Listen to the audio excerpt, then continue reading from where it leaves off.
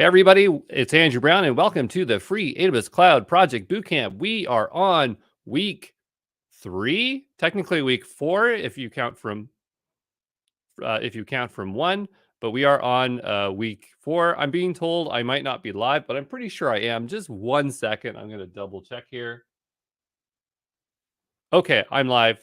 It's okay. I'm live. Anyway, so yeah, welcome to week 3 as we move into decentralized authentication. You probably know the drill. We're going to do some slides and then we will introduce our guest instructor and then we'll jump in to implementation. So let's, as always, I want to remind you that this is being ran and I'll make this bigger so we can see what we're looking at here. But this is ran by the AWS Ontario Virtual User Group. What is this? Well, this is a user group ran by me. So I have a meetup group and I live in a remote part of Canada that nobody lives in. And so because nobody lives basically near me or cares about cloud, my group is virtual so that anybody can join it. So if you are looking for a group to join, you can do so by joining mine. Every month I do live training. So we focus on doing implementation rather than just presentations. This is what this bootcamp is. It's an extension of that idea, but drawn over multiple weeks throughout a project. If you are looking for your own, or I'm tongue tied today, but the idea is that there are virtual user groups all around the world. And so you can see my list in here. It says I'm in Toronto, but clearly I'm in Scriber. But my point is that you should try to find your local group because by joining your local group, you can get resources, connect to other people in your area, get job opportunities, things like that. So I strongly recommend that you can join mine, but also join your local user group closest to you. I want to thank our sponsors, Adrian Cantrill. Greatly appreciate his sponsorship so that we were able to do this bootcamp. Without these kinds of sponsors, it just would have been impossible to do such a complex project over a long period of time. If you don't know Adrian, he produces AWS certification courses. And what I'd like to highlight this week would be the Developer Associate. And the reason why is that we are going to be working on decentralized authentication and Cognito. And that is a service that gets covered in the certification. But a lot of stuff in this course is developer specific. Like you can see IAC, CI/CD, Lambda, supporting application services, a lot of the stuff that we are doing in this bootcamp. So, if you are still trying to figure out or understand all the stuff that we're working on, this is a great certification to round out your knowledge and get deeper instructional information.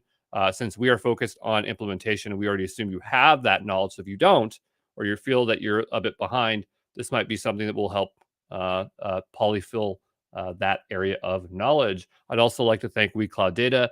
They are a data science and cloud private school in Toronto. So they cover, they have multiple offerings of different kinds of training. So like workshops, boot camps, things like that. They also have their own YouTube channel where they've been producing free videos, which you can find at / WeCloud Data on YouTube here. There's always things that are worth checking out there. And I'd like to thank AWS as they did provide us credits for our Canada, US users and also our SheCloud boot campers in this program. And I want to remind everyone that the way this works is that we meet every Saturday until May. It's always at noon. So that's 12 p.m. Toronto time. These are recorded so you can catch up. They'll go into the official playlist. Remember that I'm constantly updating the FAQs, the outlines, the codes of conduct, and always check out the Discord announcements. You can find all the links with the exception of the Discord at aws.cloudprojectbootcamp.com. If you aren't in the Discord, you actually can get in the Discord now. We have a way of generating out a single time link. If you registered for the bootcamp, you can get access through the student portal, but you have to be registered in order to get access to the Discord. And this week, our guest instructor is me. So it was impossible. I tell you, it was impossible to find anybody that wanted to help me with Cognito. So I guess I'm the expert in Cognito or decentralized authentication, which to be fair, I've implemented a variety of different solutions. So I think that is true. Of course, Shala is here to support us, to be our student advocate. So she's been here every single week. And so she's here to look for student questions or to stop us or slow us down or ask clarifying questions. So I want to ask Shella, how are you keeping up with the boot camp? Is it going great? It is going great. I am behind. And that's okay. It's okay. That's me dealing with being a perfectionist. So I'm with y'all. Like I am behind because we have life and stuff like that. So don't freak out too much. Just try to get your work done and stuff like that. So And I almost didn't make it this week. I was sick this week. And then last week my kids were sick, and then my wife was sick, and then I was sick. So I barely finished what I was supposed to do. So just understand that there is a bit of flexibility if you are a bit late. I'm looking at people if they're late by weeks, that's a problem. If you're late by days, it's not a big issue. You can submit late for this boot camp, but just don't submit too late. Okay. So I pulled up the AWS or my public repo as we normally do. I'm going to go paste this into YouTube. If somebody wants to carry that over to LinkedIn, I greatly appreciate it. Or if it just sends out to both, that is great too. I just sent it through our StreamYard here. And so every single week, I make a new repo, which has the instructions. So here we are on to week 3. And down below in week 3 in the journal, we have here for week 3 is the general instructions for what we're going to do this week. Now, I want to remind folks that this isn't one-to-one copy paste. If you try to one-to-one copy paste, it will not work. I have junk code in here. It's by design so that you make sure that you put into practice the knowledge. If you're watching these videos and I get through it, you should be able to get through it too. You do have to watch these videos in order to make it through this content. And I will send out that link as well out here. There we go. And again, if somebody can carry those over to LinkedIn, I greatly appreciate that for the folks on LinkedIn. If you aren't seeing closed captioning, and if I'm saying this, you can't hear it, I'm sorry, but there's closed captioning on the LinkedIn live stream. So, maybe we'll push out that link to the YouTube people here as well. I'm sure my team is listening. They'll push out that link to the LinkedIn live stream link about the closed captioning. So we have instructions here. And the idea is that we are going to implement decentralized authentication. This is the mechanism to which we'll be able to log in, log out, reset our password, do things like that. Um, there aren't a lot of tutorials. I mean, there are tutorials on how to do Cognito, decentralized authentication, but there are none that show you how to integrate it into a backend application with custom login pages the way a real company would actually want to use it. So I'm going to tell you that you are getting really great content here today, but there is a lot of coding involved. So just be forewarned about that as we get into this here. So I'm going to go back over to here. And what I need to do is create a new branch. Now, I branch, you don't branch. You put everything in main. I create branches because I have to, so that you can find the individual code and look at the commits individually. So what I'm going to do is go over to my branches, and I'm going to create a new branch. And I'm going to branch this off of, what was the last thing I was working on? Something with code spaces, probably. No, it was with X-ray. So I'll just type in X-ray here, subsegments. I'm going to say this week 3 again, because for me, I've done this, I think like 4 times. So this will be my like 5th time doing this tutorial or this part of the bootcamp. So I'm going to go ahead and create that branch. And I'm going to go back over here, and we are going to, I'm going to go over to this new branch here, week 3 again. I'm going to launch the Gitpod environment. So we'll wait for that to launch. And as that is going, what we can do is make sure we are logged into our AWS account. So that's what I'm going to go do right now. So I'm going to go do that because we're going to have to go create a Cognito user pool. So I'll go here, and I believe my account is this. What do they call it? AWS Bootcamp AB, Andrew Brown. I'm going to go over here and, I don't have Firefox open. So just give me a moment here. I need to get my password.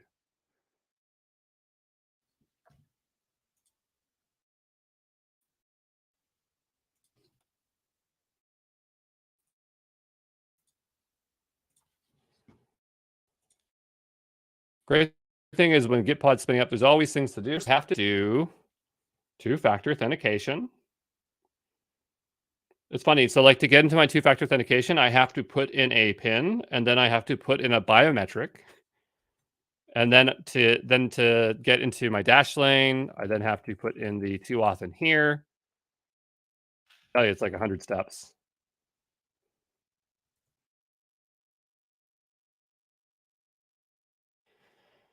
And then I put a password in here. Type in Bootcamp. Have that password. Log in. Now I have another MFA.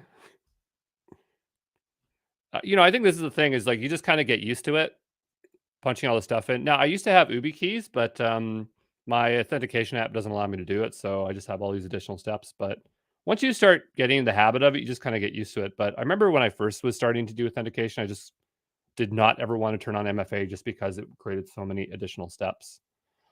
So we will go here, and I will go ahead and punch in this MFA code. Great. And before I do anything, you don't have to do this, but I'm going to do it just because I do not trust my videos. I can never remember if I've exposed my keys or not. So being paranoid, I'm always just clearing out my security keys. So I'm going to go here and I'm going to delete my key. You don't have to do this. You can do it if you want, but you don't need to do it. I'm going to go ahead and delete that. I'm going to generate new access keys. I'm just going to do this off screen here. Okay. So just take me a moment.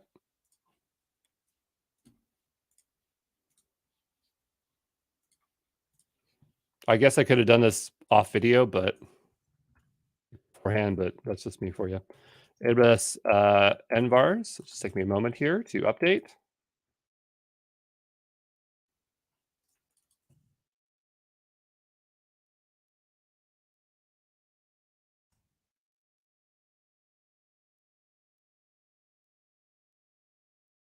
Okay, so my ID is updated.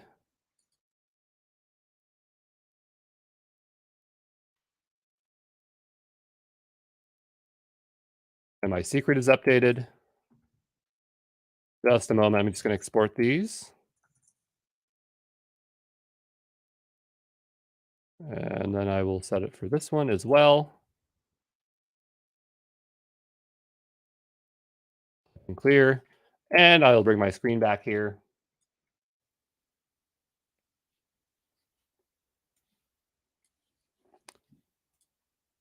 Yeah, well, you weren't supposed to see my screen. That's why, Linda, because I was resetting my keys and I just didn't want to show it. So I'll do STS get caller identity.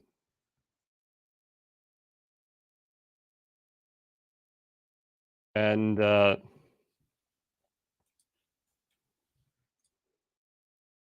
font terminal.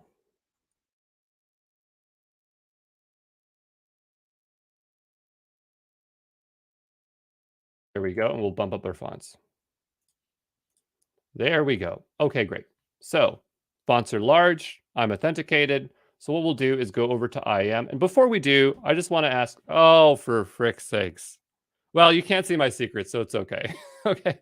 My secret's not exposed. It's all right. I'm not redoing that. I don't think anyone's gonna figure out my secret, but Shal is just laughing here off like here. It's yeah. And what I'll do is make this a bit bigger this time around, put us down here. If this covers the screen, just tell us and we'll fix it. Oh boy. Making sure I don't expose my data is so hard. Now remember, I'm in CA Central. You could be anywhere. Whatever you are in, make sure it is consistent because this causes, yeah, I closed my eyes. Good idea, Tech Lab. Just remember to recall what you're running in. I'm doing Say Central because we're the Canada user group or whatever. So I'm trying to do everything in Canada. Often when I do instructional videos, I'll do everything in US East 1 because that way everything works without issue. If you can do everything in US East 1, if you want to do in CA Central, you can, or do it wherever you want. But just understand that different services have different limitations in different regions. What they are varies for every single service. Okay, so I'll bump this up a bit. And what we want to do is make our way over to Cognito. And so we are greeted with Cognito. It says, welcome to the new Amazon Cognito console. As you can tell, AWS loves to update their UI. And I'm going to tell you right now, I'm pretty sure they're going to change all the UI again soon next year. And when I say I think that so, it's because I saw like a beta website for like a new UI design. And I'm just like, really? We're changing it again? And so that's why I try to emphasize doing everything programmatically, because that way we don't have to keep learning new UIs. But for Cognito, I find that it's easiest to make it through the UI. And also, I just don't have the code handy for creating the Cognito pool. And there's usually a lot of configurations that go involved when creating a Cognito pool. So what we will do is go ahead and set it up manually. Actually, I'll double check. I might actually have some code lying around. I almost have a feeling that I do. So just give me 2 seconds and I will just see if I've already made it. Because if we have, I'd rather make it via the CLI. But if we don't, that is totally fine. I just have another CRUD repo that's private, which I have another implementation for Cognito. I'm just going to double check if I made the CLI for it. Because now that I'm talking about it, I think that I might have. So just give me a moment here.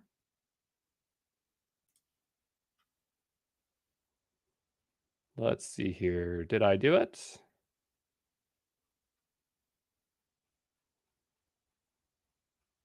No, I did not. So I must have done it manually. So let's go ahead and do that manually as well. So sometimes when you're brought to this welcome stream, it's a bit confusing. Some services have this when you don't have anything in there. I like clicking on this hamburger menu. I don't know. I guess it kind of looks like a hamburger. I'd say it's more like flapjacks or pancakes. But click on the pancakes on the top left corner. And then here we'll see user pools and federated identities. We are interested in user pools. That is what is used when you're integrating an application and you want to have a pool of users that can be used. So we'll go here. And I guess what we'll do is go ahead and create ourselves a new user pool.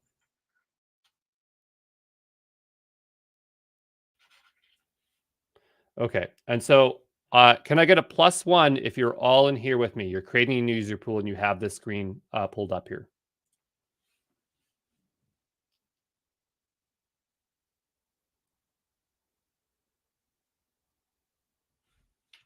I'm just waiting to see those +1s come in. Okay, great. So I'm not used to making it this way. I'm used to the old experience, but you know what? We're just going to trudge along in the new experience and see if we can figure it out. I'm sure it won't be too hard. So the first thing it's asking us is the provider type. We can choose between a user pool and federated identities. So user pools is when you are making a web application and you want to add login and sign up, and you want to have that managed externally. Federated identity providers is when you want to be able to log in using like a social identity from another provider. Now, this is interesting because with user pools, you can technically add different methods of IPDs, which are identity providers, but this one's a little bit different. And if that's not clear, or is that just an add-on now? Integrate your app. Okay, great. So the reason I'm getting confused is that Cognito has 2 features, which they have identity providers, or sorry, federated identities. Identity pools, yes. Identity pools and user pools. So when I look at this, I kind of wonder, is a federated identity provider identity pools? I can't tell based on this UI. And that's what I talk about where when we change the UI, I'll go back to the old one just so we can take a look at it for 2 seconds. We'll use the new UI, but I just want to show where my confusion is. So if we go back to Cognito here. Okay, usually gives you these 2 options. And so if you go identity pools, it becomes very clear that you are creating an identity pool. But if you go over to user pools here, and I'm just showing you, you don't have to do this. It becomes very clear what it is. But the idea is that even with a user pool, you should still be able to create the ability to log in from other places. But for whatever reason, they've changed. It's just like federated identities up here. So now I'm confused. Anyway, whatever. What we're going to do is go to the new experience. When they change a bit of language on me, it confuses me. I know we want a user pool. Okay. Cognito user pool sign-in options. What options do we want to have? Well, we definitely want to have an email. We definitely are going to have a username. And then down here it says username requirements. Allow users to sign in with their preferred username. I think that when I created this, I only allowed them to sign in with an email. The reason I did this was just so that it's simple. If you have to provide people both the username and email, then it can get confusing. And so I always think that we should always do um, one thing, okay? Because you'll regret it later on when you want to remove that feature. And then we have make usernames case sensitive. No, I would probably make them case insensitive, because then you could have Andrew Brown lowercase, and then there could be another Andrew Brown that has just an uppercase letter, and then it gets confusing. So I would say keep this case insensitive by keeping this unchecked, and we will not allow for username login. So have both of those checked, and we will go to next. Can I get a +2 if you are on the second step here?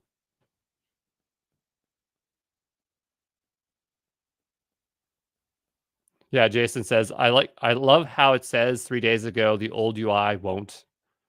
Where was that comment? Oh, cool, I can show it. Yeah. So yeah, Jason says, I love how it says 3 days ago, the UI won't be available anymore, but it still is. Okay. So going down below, we have +2, so people are keeping up. That is great. We have two options, Cognito default or custom password. So here it says contains one number, one special character, one uppercase letter, one lowercase letter. Let's take a look at what we have for custom. So here we have a bunch of stuff. I suppose all of these things are good. I think that is fine. Temporary password set by administrator expires in 7 days. So I'm going to leave it to the defaults because they seem okay. For what we're building, I think it's totally all right. Depending on what your project is, you might want to increase the strength. 8 characters is pretty low. I think like a good number is 16, but you have to just consider how much friction you want your users to have and what is the risk to your user if they were to be compromised. Going down below, we have the option for MFA. So here it says require MFA, optional or no MFA. The thing with MFA is that with these things, and actually Twitter used to have SMS MFA, but they removed it because it costs money to send SMS or text messages. So I totally understand why they did it, like for a cost saving perspective. But it didn't make sense for them to retroactively remove it because, you know, at the stage that they were at, it wasn't really a great experience for their users. When we're looking at Cognito, from what I can remember, it uses SMS, and so that is an additional cost. And since we're trying to save money, we're going to go with no MFA. And in fact, I don't think I've even implemented MFA as a user experience yet with custom pages, so that might be something that would be interesting to check out. But we'll go with no MFA because we don't want to incur any costs. And I'm pretty sure that they do not have a free tier for MFA there.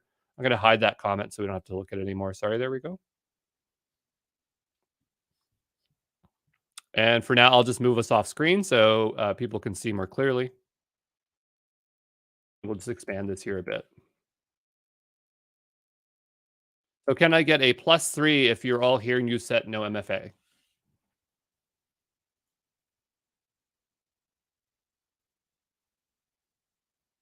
Just waiting for the +3s to come in.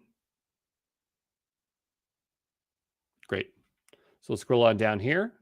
So we have user account recovery, configure how users will recover their accounts when they forget their password.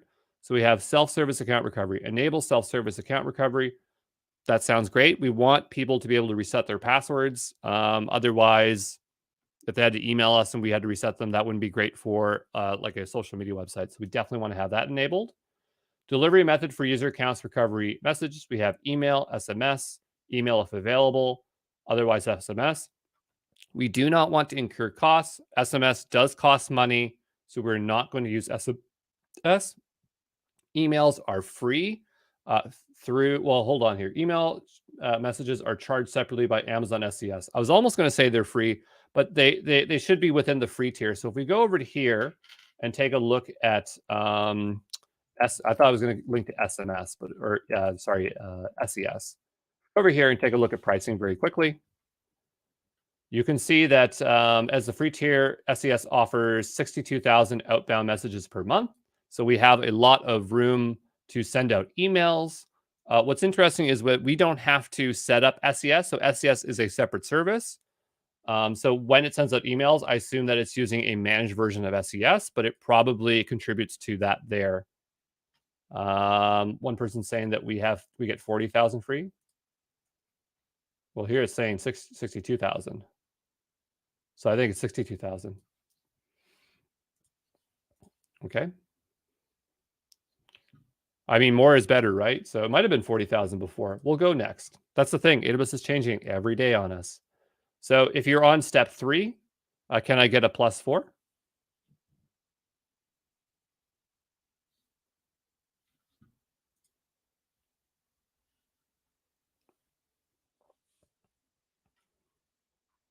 Great. Okay.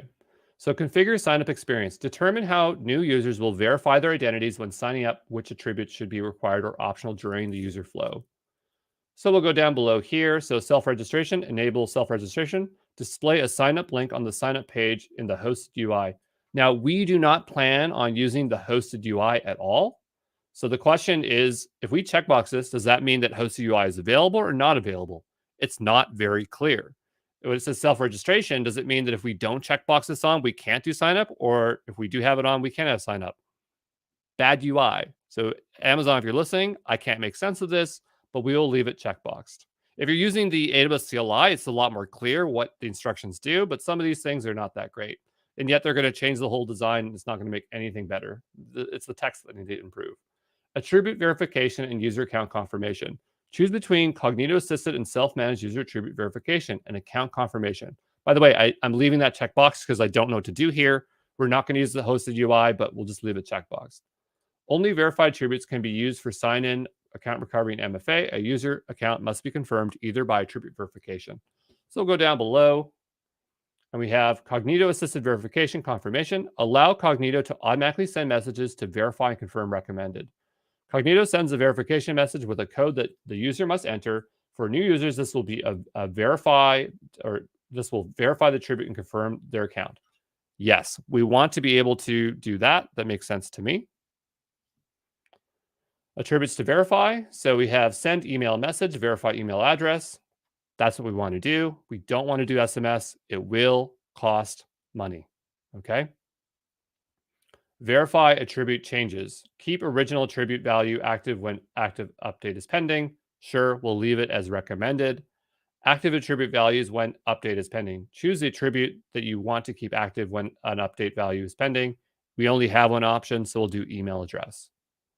Required attributes. Choose the attributes that are required when a new user is created. Cognito assigns all users a set of standard attributes based on the OpenID standard. So we go down below here. There is some stuff that we might want to collect. So let's just take a look through here. The only thing that I want is the name. And I mean, we do need a picture. Now, we're not at that stage of the project, so I don't know if we actually need this checkbox, but it says a URL of the user's profile picture. I have no reason to store it on here. There could be an advantage, but I don't see one. So we'll leave that alone. So I think it's just the name that we want. So we will just have the name. I mean, like if there was more to explain, there's not more to explain. So that's the reason I'm not slowing down. Unless there's questions. If you have questions, I'll tell you more. But if there's no questions, there's not much more for me to do. We'll take a look at custom attributes. Personalize the sign-up experience by adding up to 50 custom attributes. So yeah, there is ways to store data alongside your user identity in Cognito. I generally don't store a lot of information with it. I just don't see much reason to do so. I always store it in my database as a record, but you could store additional data, a lot of data points to your users. If you select image, will it consume S3? No, because it's just saying URL. So you're not storing an image on here. You're storing a URL. It's all just text data is what it's expecting here. And that's another issue is that as being pointed out here is that some data can't be changed on creation, and that could be very frustrating. I think that's true. Yeah, it says right here. So these attributes, once you select them, you can change the data, but you can't change the attributes that you select here. So when you create the user pool, you have to make sure what you select is what you want. but often all I ever do is name. That doesn't seem like a good idea for a good case for using it. I'm not sure what you're saying there. So what we'll do is go ahead and hit next. And can I get a +5 if you're on the step 4? Just waiting for +5s to come in.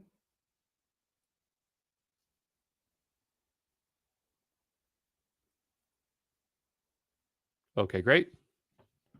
So configure message delivery. Configure how your user pool sends email messages to users.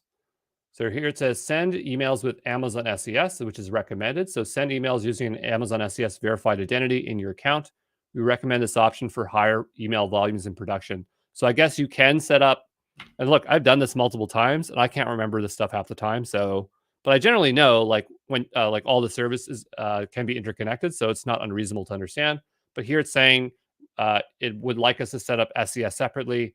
Um, I forgot that this was an option for us. And when I did this recently, I didn't have to set up SES. So I'm going to assume that I was using this when I used the AWS CLI because it didn't ask me to provide an SES option.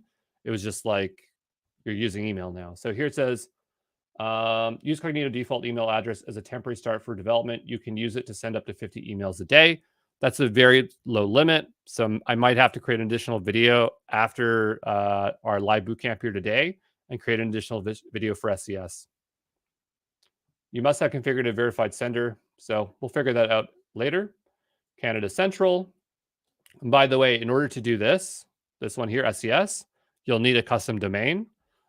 So we don't do custom domains till later down the road. So it'll be up to you whether you want to configure this or not when I produce the video later today. So we have the from address. So we'll stick with verificationemail.com. By default, that I guess that's the one that Amazon SES uses. The reply to email. If you set an invalid reply to address, sending restrictions may be imposed on your account. Do I have to set this? Let's go over here.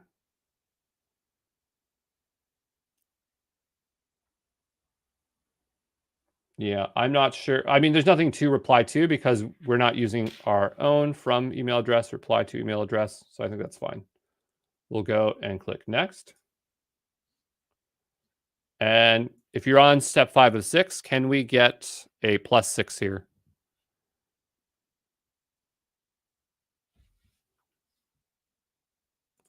It says Cognito option will be helpful for a company's user registration. It depends on what you mean by that. So like if we are building an application that is used internally at a company most likely has something like Azure Active Directory or some directory service, and that's where you'd want to use a different kind of integration. And that might be identity pools. But from what I remember, identity pools, it's in my course. I don't remember it. But identity pools for Cognito is for providing access to AWS services, not necessarily for integration to a web application. When you want to gain access, I guess there probably is some way to connect user pools to a federated identity, but um, yeah. Beko, do you remember?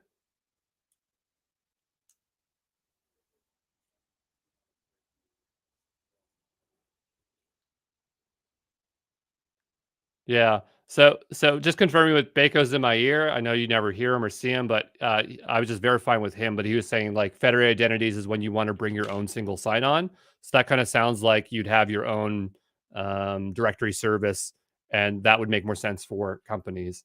And I just get confused because there's identity pools, user pools, and then there might be a way of bringing federated identities through user pools. But again, I have this covered in materials before. It's just I can't remember everything. So there's that question there. Okay, so I think yeah, we got some +6s here. Did we select the email to use Cognito or SES? We're choosing Cognito for now, and then later on we will use SES in a follow-up video because I just plain forgot about that. Here we need to name our user pool. So create a friendly name for your user pool. I'm going to call mine Crutter. I don't think these are global, but I guess we'll find out here in a moment. Hosted authenticated pages, use the Cognito hosted UI. Absolutely not. It is ugly. It does not work good at all. Never use the hosted UI. Every single tutorial on Cognito uses it. And it's just like, great. I can't use this for a real project. So we're definitely not using the hosted UI. Domain. Configure a domain for your hosted UI. We're not using the hosted UI, so we can ignore this. And exactly, it is funny to me anyway. So we're not doing this, so I think we can just leave that alone. It says use Cognito domain here. Initial app client. So app type. Select an app type, and we will automatically populate common default settings. So we have public client, a native browser, or mobile device app. That is what we are doing. So that is what we are using. Confidential client, a server-side application that can securely store a client secret. Cognito API requests are made from a central server. What do you think, Baco? Andrew. Sorry, yes? Oh, Yep. I was going to say, are we unchecking use the Cognito hosted UI? Oh, yeah. Everyone's like going crazy in the chat. I'm like, we're not using it. I just leave a checkbox. Exactly.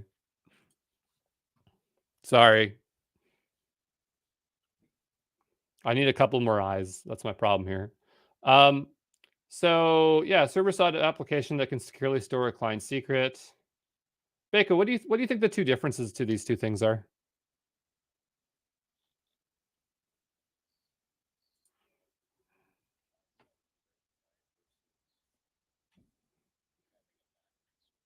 Yeah, that's what I think too. Yeah, okay. So I was just confirming with Baco. And so again, when you do this via the CLI or stuff like this, they don't explain all these things, or some of the stuff is like a wizard, so they're setting stuff up for you. And so when you set up Cognito, you can be doing everything client side, or you can be doing everything. Well, not everything client side, but you can do most of the things client side, or you can do everything server side. It just really depends on the type of application you're building. When you're building monolithic applications, everything is done server side. When you're building modern applications, it's generally public client. It's interesting. You can do your own auth flows here, so that's something you can do here, whatever that means. When we say auth flows, like when I've used other authentication providers like Azure A2B2C, it usually means like the process or steps to which you get authenticated. And so sometimes you can create additional steps. So auth flows is a common term you will see when you're working with decentralized authentication. And yeah, I could use coffee, but that gives me chest pains. It makes me jittery, but even a drop of it. And thank you for the 10 euros. That's like $1 million in Canadian dollars. I'm not even joking. Or it's pounds. That's the pound symbol, right? Thank you. We have an app client name. So enter a friendly name for your app client. I guess Crutter. One is the user pool. I'm going to go up here just so we're not mixed up. I'm going to go up here and call this user pool. Just so we're not getting mixed up here. So just go up here, make this Crutter user pool. And then this one will be Crutter. The Canadian dollar is really not strong at all. Client secret. Choose whether your app client will have a client secret. Client secrets are used by the server-side component for an app to authorize the API requests. Using a client secret can prevent a third party from impersonating your client. Definitely sounds really good. Did we set this, Baco, in the app? I don't remember doing this.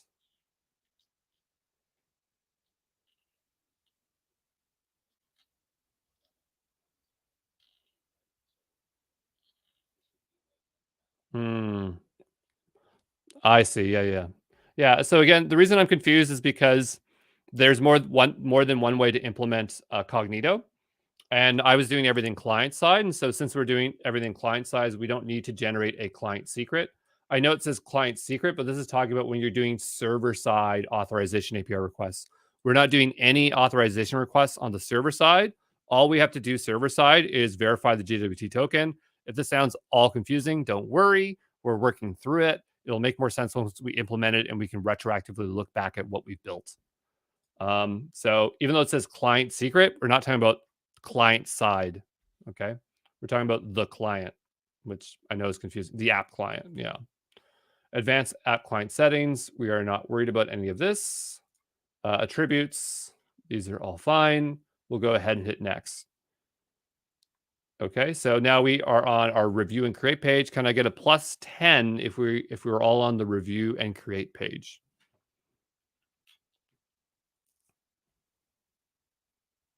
And just to I think I saw a message here. Yeah, here. It the user pool is going to be named user pool. The app client will just be named Crutter. So this one you got it backwards, Anthony. Okay, we got +10s here. So we have authentication providers. It's just confirming our information. Yeah, I just want to iterate. When you do something through the AWS CLI versus the console versus the CloudFormation, it's a totally different experience.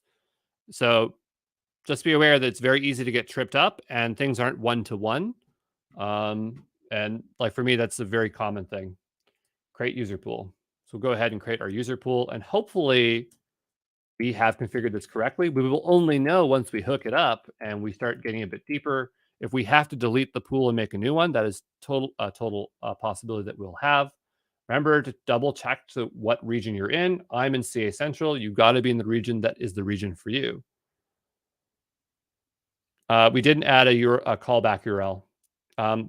I don't think we need one because we don't have to add a callback URL because everything will be handled. I think we pass the callback URL in our code, or we don't have to for some reason. But we'll find out here when we start working through our app, okay?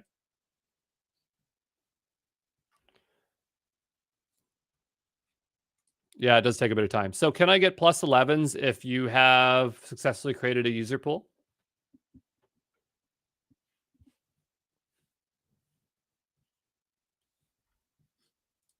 And that's right. You were supposed to choose public client. Yep.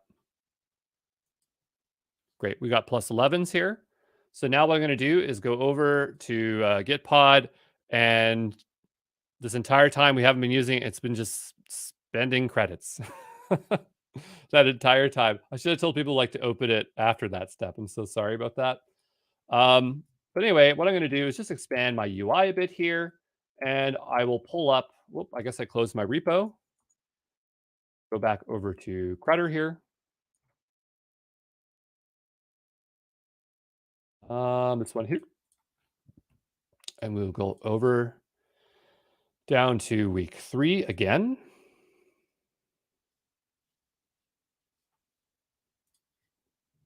And yeah, I used to do that too, Jason, until I started going over my credits. And I mean, I pay for Gitpod, but like sometimes it's not worth it even for me. So I'll just start opening GitHub directly. Okay, so we will go over to journal, and we will go to week 3. And sorry, I got to be in the week 3 branch here. That's why I don't see it. I will paste out these instructions again.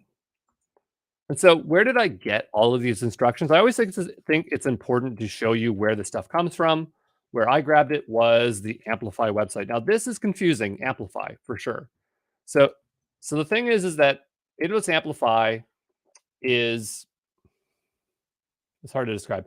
Amplify is an SDK for a bunch of common serverless libraries. AWS Amplify is a hosting platform. AWS Amplify is a way of provisioning serverless applications. AWS Amplify is a low-code solution. So AWS Amplify is a bunch of things, and it's confusing. And the only way that we can use Cognito client-side is by using the Amplify JavaScript library.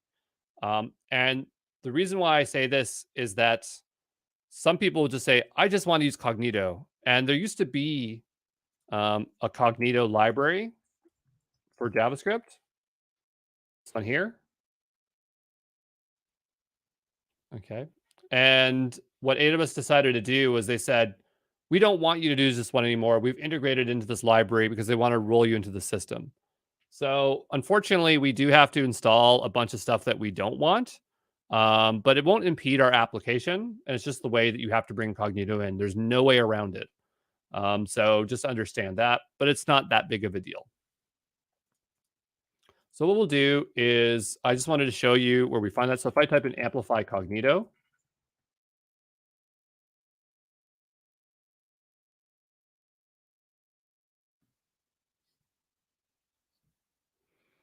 and we go over here.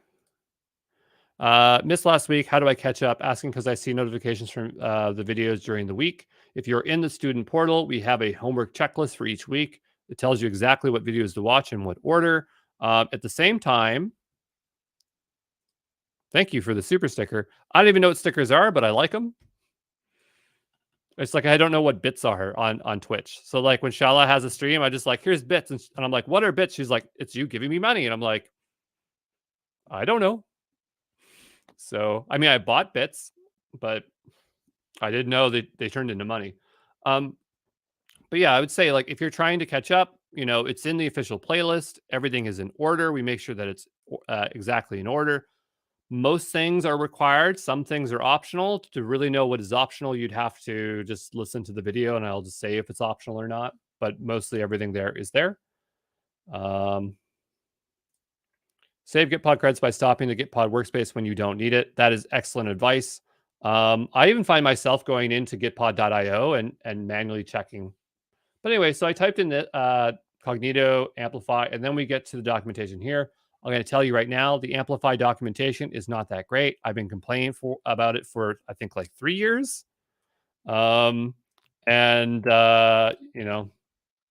kind of are making it better, but for whatever reason, Amplify, this part, like AWS documentation is really good, but for some reason, sometimes they have offshoot projects like Amplify or Alexa, but Alexa was really under the Amazon domain. And then you have these external documentations that don't follow the standard of the rest of the documentation. And so they just don't really deliver the same kind of quality documentation, unfortunately. Sal, I appreciate the $10 there. Thank you. That's like 2 coconut waters for me. Keeps me well hydrated. So anyway, this is where we can find the instructions, and right away you'll start to see like amplify, add auth, and stuff like that. But that's not exactly what we want to do. So this here is confusing because it's talking about the implementation of the server-side version of. So again, remember I said Amplify is a front-end JavaScript library, but it's also a way of provisioning back-end resources. This is the instructions for provisioning Cognito. We don't need to do this because we already created a user pool manually. And I strongly recommend when you use even Amplify framework that you create your Cognito user pool manually because it's a lot easier than using this thing. So this is not the code that we're looking for. So just understand that there's more than one thing here. What we're looking for is the front-end code. And so now we're starting to see JavaScript. And so this is kind of the stuff that I pulled out here. So that's why I'm saying this documentation is confusing, because it's going between the front end and the back end. It's not making which one is clear. But I was able to go through it and cherry pick it out all for us. So what we'll do is go back to our instructions. And the first thing we need to do is install the AWS Amplify library. So I'm going to go over here, and I'm going to make this bigger. So double check everything is visible here. I don't think it really matters what tab we're on, but I'm going to go to this one here.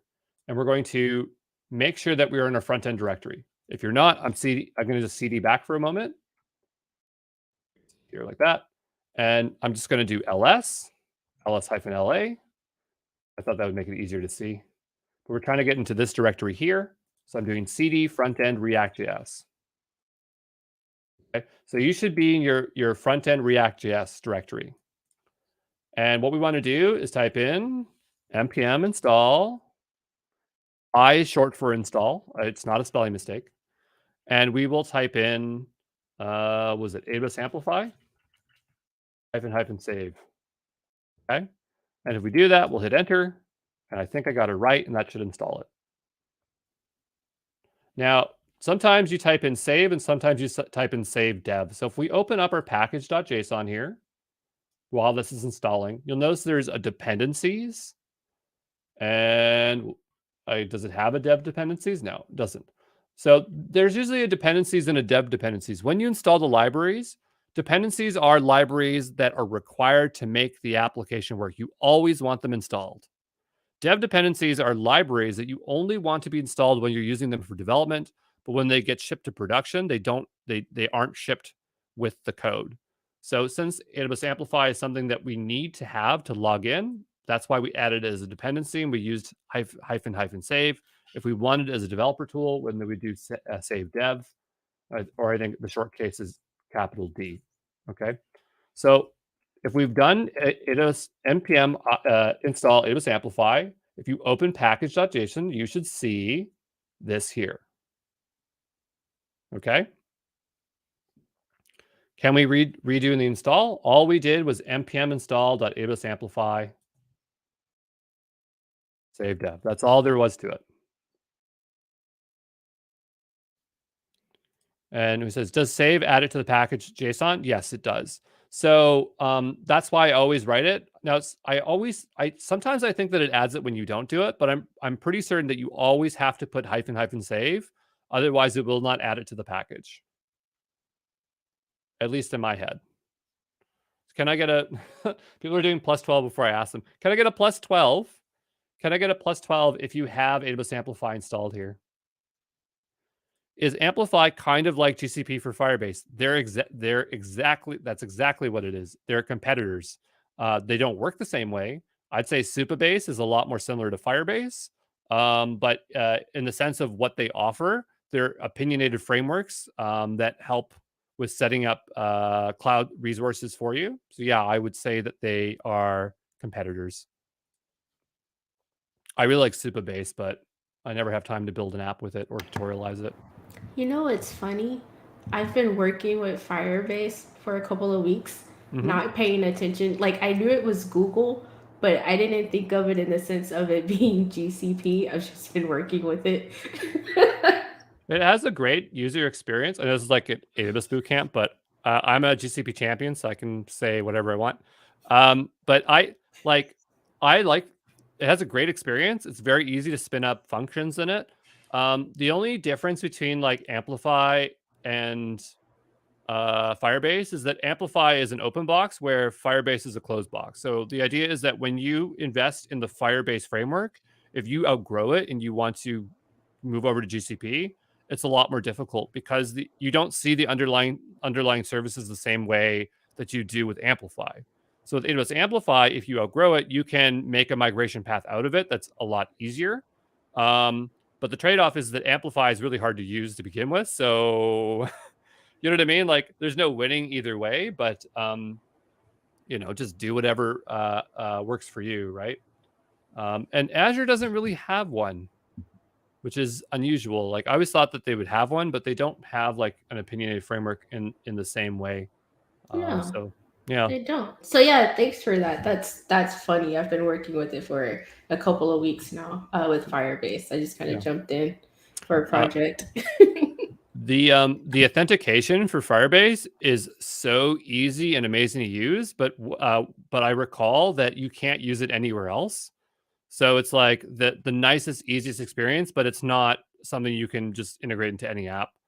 So that is one disadvantage there. Why AWS services are harder to implement?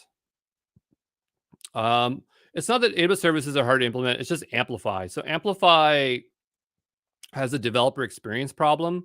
They wanted to make everything driven through the CLI, and the idea was they would ask you like a set of questions of like, what do you want? And if you misconfigured or you had an option you didn't like, you'd have to start over from the beginning.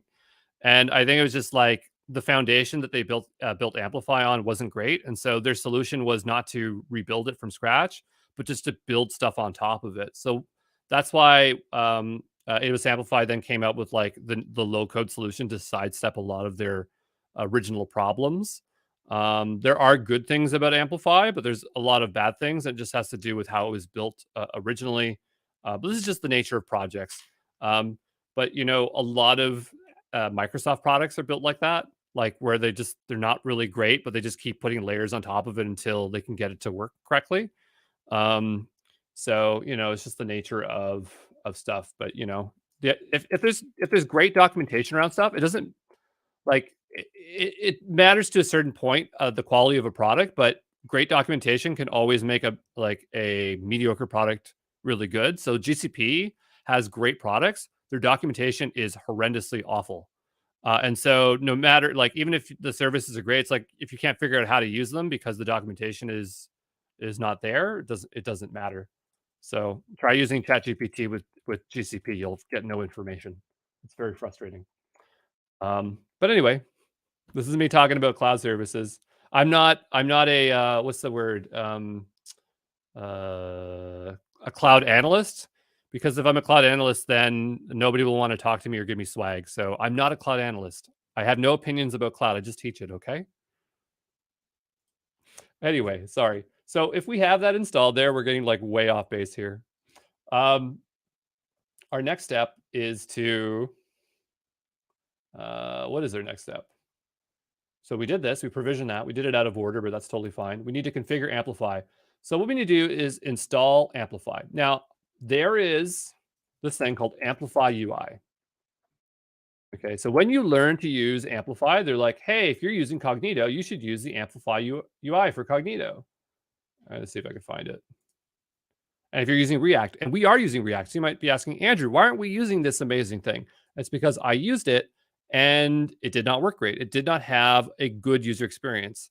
And if I'm just trying to find the UI for Amplify UI Cognito, does it even give me an example? No, it doesn't. But anyway, my point is that at some point, I originally did this with the Amplify UI, and I just found the experience to be very subpar or poor quality. It had poor error handling and stuff like that. And this is one of the largest hangups with decentralized authentication services is that, yes, they make it easy for you to decentralize your authentication. But at the end of the day, a lot of companies want to have that good experience because logging in, logging out, signing up is paramount for capturing or converting users to paid users or things like that. And so you really do have to do custom pages. And I don't know why, but the UI, the Auth UI pages are just not that great. If you want to install and find out for yourself, you can, but I found the experience very poor. And so we ended up doing completely custom pages, and that's why we're not using them. But anyway, so we need to open up our app.js. So I'm going to go over here and we will go into source, into app.js here. And we need to import this. So it doesn't really matter where we put it. So we're going to grab this here. I'm going to paste this in here. Okay. Now, can I get a +15 if you have this line of code in your app.js? I'm going to do a lot of checks here because we're doing coding and it's very easy to get mixed up with coding here. Can I get a +15 here?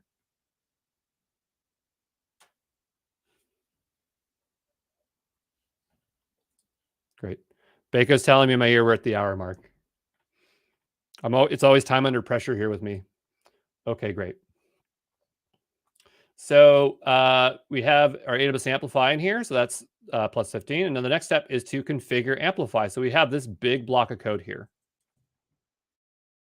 And so this, I think can go anywhere as long as it's below the imports. So I'm going to put it right here. Paste it in. And this is a bit big, so I'll just bring it down a couple steps. And what you can see is that it's expecting to find a few things. This process env is for environment variables. Process is what is our current processes running. If you don't know what a process is, when you run an application, it runs a version the thing that's running is called a process. So our app is a process, and it's saying get the environment variables that our process is loaded into here, and it's looking for these things here. So we need to set these. All right. So what I'm going to do is go over to my README.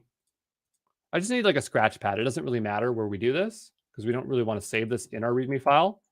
So, just so I don't commit this to my code by accident, I'm going to make a new file here. And I just want to go here and copy each of these.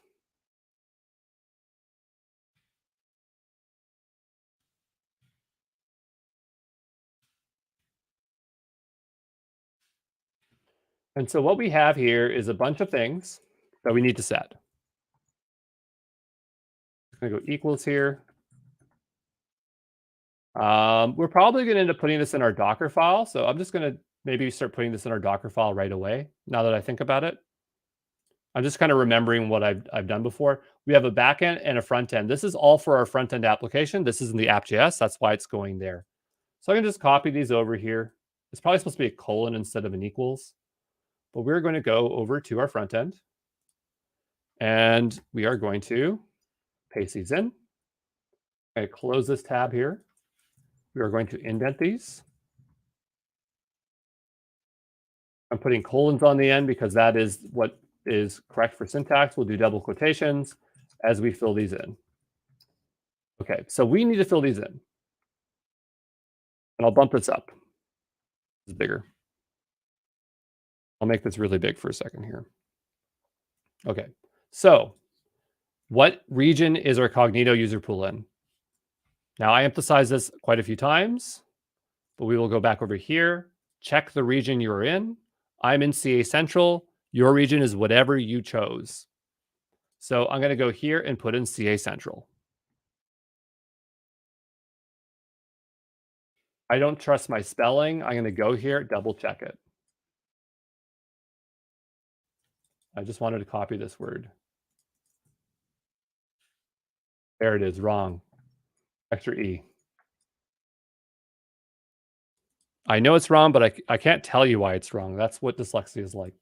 Okay, so this one is set. We have the project region. So mine also is CA Central 1, so that makes my life a lot easier. Now, the thing is that, and actually Jason Paul brought it up too, that's a good thing. You can do this, right? And I was just about to do this because I was thinking about it. So I'm going to do this instead because this is going to be a lot easier. We're going to do AWS default region. Now, it's totally possible that you might have it configured in another region, but for this bootcamp, you really should be doing everything in the same region to make our lives a lot easier. We have identity pool ID, user pool ID. We are not using identity pool. So, well, hold on here. Yeah, we don't have an identity pool. Why is that in there? I feel like that is a trip up because we don't have an identity pool. So we'll take that out. Remember when we were creating the application, we had the choice between a user pool and identity pool. So the thing is that if we're configuring identity pool, we provide the identity pool ID. We're not doing that. We're just doing user pool ID. That's a trap. I tell you, there's traps in here all over the place. Okay, so what we'll do is go over here. I'm going to go back here and I want my user pool ID. So there's my user pool ID. I like how the user pool ID has the CA Central in it, yet it asks me to then tell it the region over twice over. React app AWS user pool ID. So we'll paste that in there. Yours is going to be whatever yours is. You don't want mine. Okay. And so now we need our React app client ID. So the client ID is something, and by the way, you'll notice that we have React app in front of all these here. I don't know if we talked about it before, but when you are passing environment variables into the React app, it needs this in order for it to auto load them. So that's the thing that the React app expects. But anyway, so we have client ID here. So what we have to do is go into our user pool. So can I get a +20 if you are inside your user pool with me here, and you filled out these things as so far?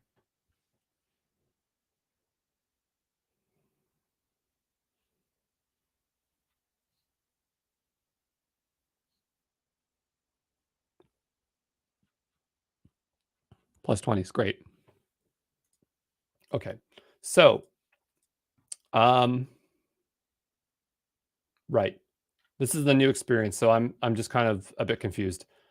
We normally have to create a client app, And this used to be listed down the left-hand side. And now I guess it's over here under app integrations, maybe. Custom domain. We don't need that. Here we go. App client defaults.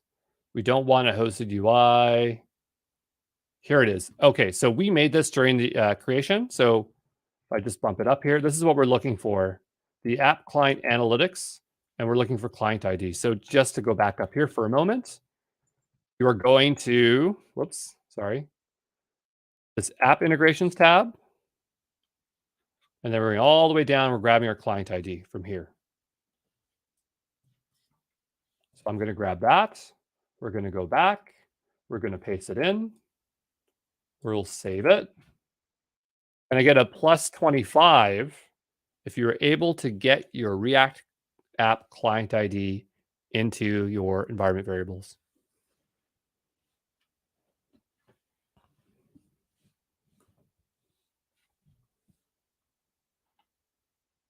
Okay, great. So I think we have that all configured correctly. It's not uncommon to mess this up and have to go back and double or triple check these. I'm going to go ahead and commit this code. It's totally safe to commit this code to the repository. I don't think it's a big deal to store them here. Probably in practice, you would want to pass these along as environment variables, but I don't think that the client ID is sensitive. And this is sensitive data, so I'm not too worried about it. Ashish tells me otherwise. There's an env var that starts with React AWS instead of React app. Let's just double check that here for a moment. Well, this one says, hold on here. Was that number line 27? Yeah, it's this line here. Let's do this. And we'll go over here and double check here. Good catch. I was wondering if that was maybe another trap. Probably. Saves us trouble later down the road if we fix it now. It shows people are paying attention, which I like. Okay, great. So what we'll do here is commit this code. I'm just going to double check some of these files here. Looks good, looks good, looks good. I'm going to add them all up here. And we will say connect or integrate Cognito.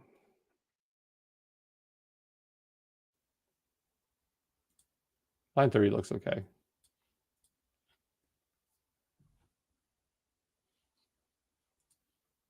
Or did I end up changing it? Did I end up changing that? Did I take out the word React there? Wasn't there React there before? Oh, no, there wasn't. That's what it was.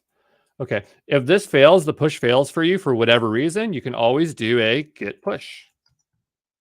So this VS Code, this thing here on the left-hand side is not always reliable. From apps, there are 2 variables to change. Are you suggesting I might have missed one here? It looks okay. Okay, here we just changed this one here. Okay, great. So we have this stuff set up. Can I get a plus 30 if you have your code committed, if you are in sync with us right here?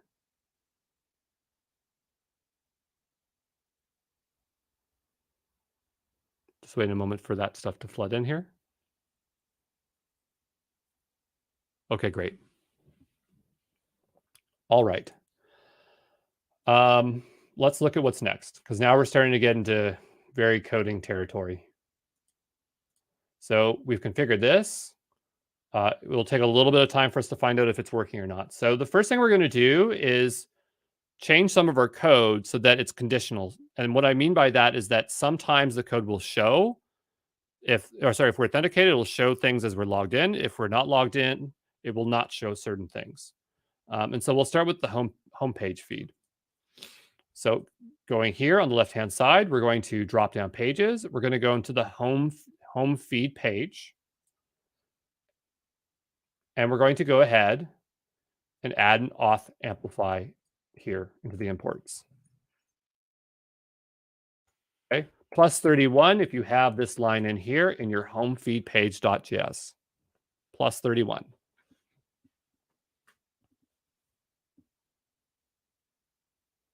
Okay, great.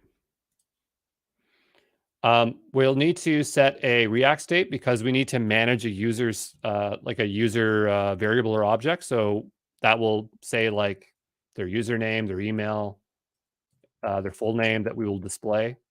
So we'll take that, and this needs to go with all this other stuff here.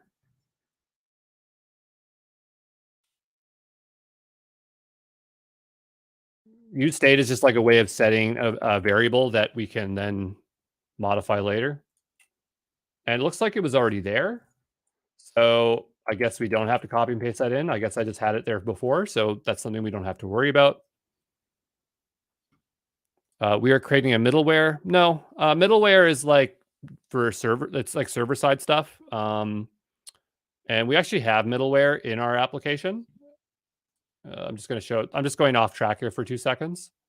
So if I open up our app.py, you don't have to do this. You're just watching. There could be middleware, like this one here, middleware. So this one's the AWS X-Ray SDK middleware. And so what this is doing is that before a request even makes it to our Flask app, to our request endpoints, it's looking at those requests, and it might be filtering them or doing something to them. That's what middleware is. We covered it in last week's class. So we're not doing middleware here today. But anyway, so I guess we don't have to do that. That's already there. That saves us some trouble. We'll go back over here. And so we have this checkoff function. So scroll on down below, you should have it as well.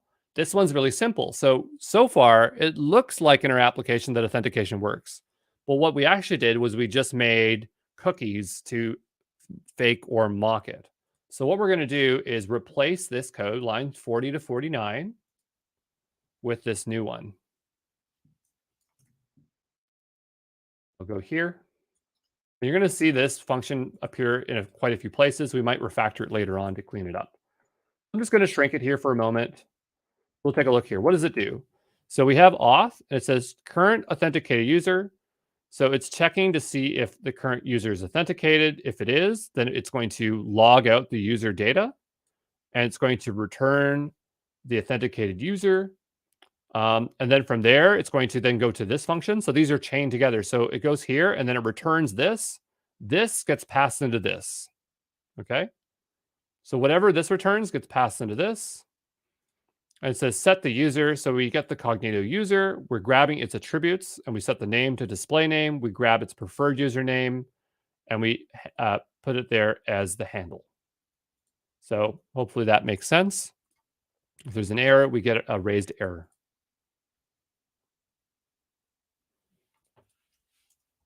Okay. Can I get a plus 32 if you were able to copy and paste this function in here? We're not going to be able to test this thoroughly until we actually attempt to sign in. Okay, great. We're getting some plus 32s in here. We'll scroll on down. Here, we're just saying to do the check auth. I think we already have the code here. Yeah. So we don't need to do anything there. It just has to be here. Notice that this code doesn't have these 2 lines. These 2 lines, or these 3 lines here, is to prevent a double call. For React, for whatever reason, I noticed that there were 2 API calls, and this is what we had to do to prevent that. If there's a better way, I don't know, but that's what I did to solve that issue. So there are two components that we want to pass our user that we have stored here through. So if we scroll on down here, we have the desktop navigation and the sidebar. In our application, there are two, like, you know how like there's the feed in the middle? On the left-hand side, there's the navigation. On the right-hand side, there's a sidebar. So those are the 2 things that we're passing our data into. And so in here, this one's already set, so we don't have to worry about it. And this one's already set. Okay, so they're already getting passed through there. I've done this like 4 or 5 times, so I can't remember what's in the app and what's there. I just went through the code and grabbed stuff here. So some of these might already be implemented. And it's great if it already is. It just saves us time. But let's take a look at both of those and see what they're doing. So we'll take a look at desktop navigation. And we'll open this up. So in our desktop navigation, what you'll notice is that it says props.user, and it's going to check to see if certain things exist. So if the user exists, if it's set, that means we must be logged in. If it's not set, we're not logged in. So if we're logged in, it's going to show these components, which get rendered down here. If we're not logged in, we would not see these components. Okay. That's the same thing for the sidebar. So down below here, we have the sidebar being passed into the user.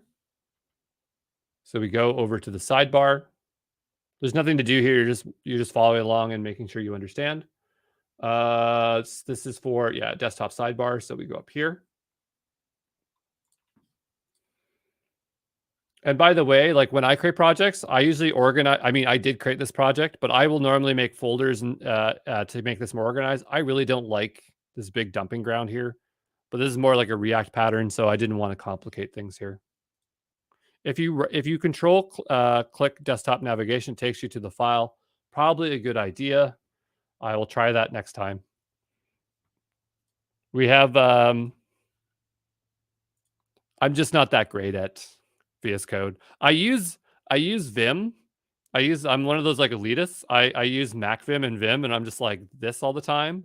And so if I seem really clumsy, it's because this isn't my native editor. I kind of wish there was like a cloud one, because if you saw me, I'm just like so fast in like full on Vim. But here I'm just like super clunky. Same thing here. We're passing in the user here, and these are being conditionally showed. Notice that this one is a little bit different. For some reason, I did them individually here, whereas when we did it, it doesn't really matter which way you do it here, but I'm just showing you that the syntax is slightly different. What was the last one we just had open? There's desktop navigation.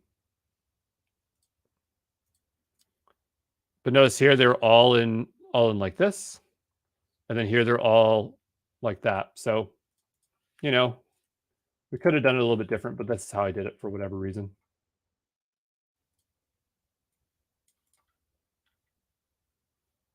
Yeah, so like let trending. So this could have been like this. Make it a little bit cleaner. It doesn't matter if you do this, you can if you want. Now that I'm looking at it, it's just kind of bothering me, so I'm gonna just fix it. I wrote it, so I know it's my fault, but there we go. So that's a little bit cleaned up.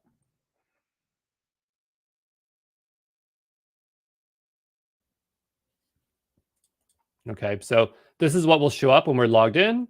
The join button clearly shows up when we're logged out. Okay, so those are there. We'll go back over to our code here. Here it's just talking about like the differences in code here. There was the profile info, so that's kind of an important one. That shows up on the left-hand side, and it tells us whether we're logged in or not. I believe that is in here. It's in our desktop navigation. So our profile info. So I'm going to go down there and just take a look at what happens. We're just making sure we understand what all the code does. How do you copy the line with selecting it? I don't know. I know how to do it for Vim. So like if I want to select a line, it's Shift V, right? Shift V, down, up. I'm using Vim mode on here right now. My favorite mode is Control V. I like doing this a lot in Vim commands.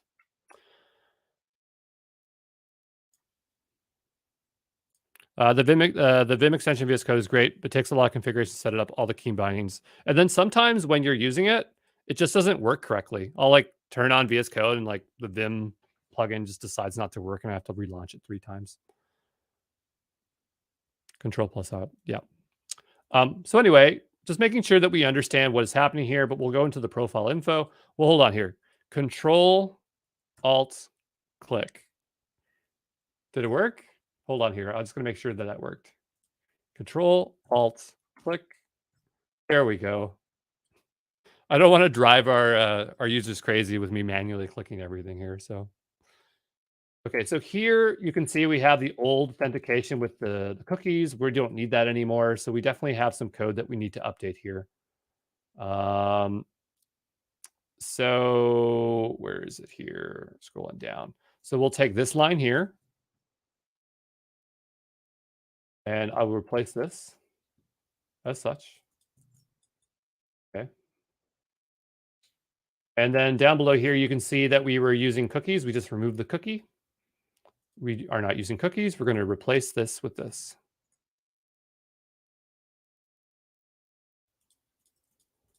Okay. And so very simple. We call auth sign out. It globally signs out us everywhere. As far as I remember, it's like you can be logged in like in multiple sessions. And so this forces all sessions to close. This is really what you want to do in most cases, because I remember when I did not have this set to true and it was false, I felt I was like logged in when I thought I was logged out. So I would just set this to true. We'll go back over to our code here. Yeah, this is already done. Great. So can I get a plus 50? If you notice, like I like jump the number all over the place. I just feel like when it gets harder and like there's a lot of effort, I just make the number bigger. If you're at a plus 50, if you're up to speed here. Yeah, I know, right? I think it's like hard because when you're watching the video, like I have everything like blown up, right? Like everything is just giant. And even like like I think it's hard to see where things are, right? Like when things are just like this, like where is it? So I can totally understand if you have to rewatch it. Sorry, Anthony. But you will get through it. I believe in you. That's just how it goes, eh? Okay, so we're getting plus 50, so we haven't lost everybody, which is great. The next thing we are going to do is the sign-in page. Okay. Actually, before we do anything else, let's make sure the app is in some kind of working state. I feel like we're at a place where it should work. Like it won't do anything. It'll look like our other one. We can't log in or do anything. But let's just make sure that our app is working and doesn't throw any errors. So what I'm going to do is go down below here and do a compose up. And we'll give it a moment to start up.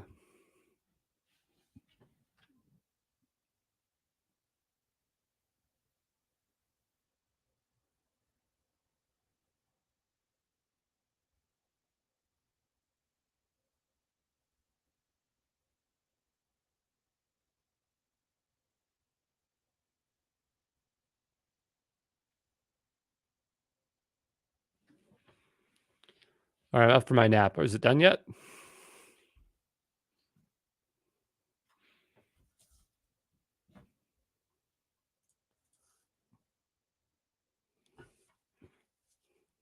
I feel like napping.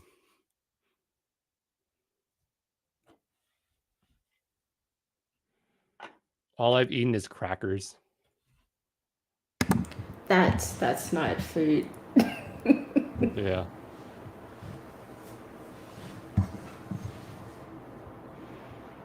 I'm really losing my gains. I've been missing a lot of gym days. Same.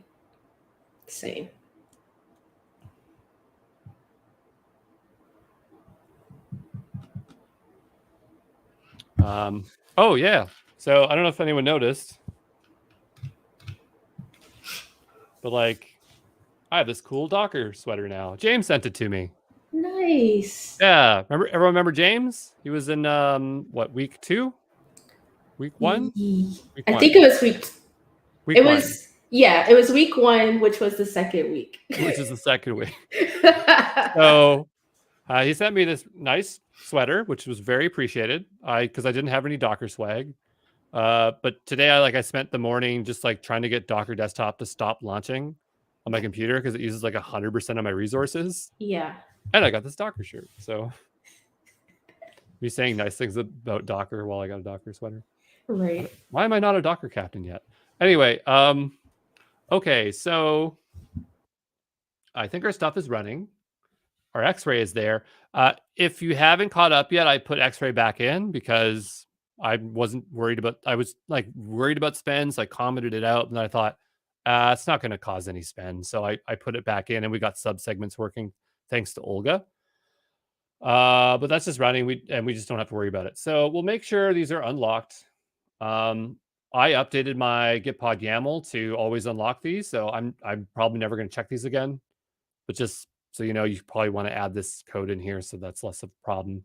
You can find it in my code. I'm going to open up 3000, see if we get any errors. Perfect. It's blank. Awesome. Let's see what's wrong. Please don't be coarse. Please don't be coarse. Okay, so we go up here and we have a JavaScript error.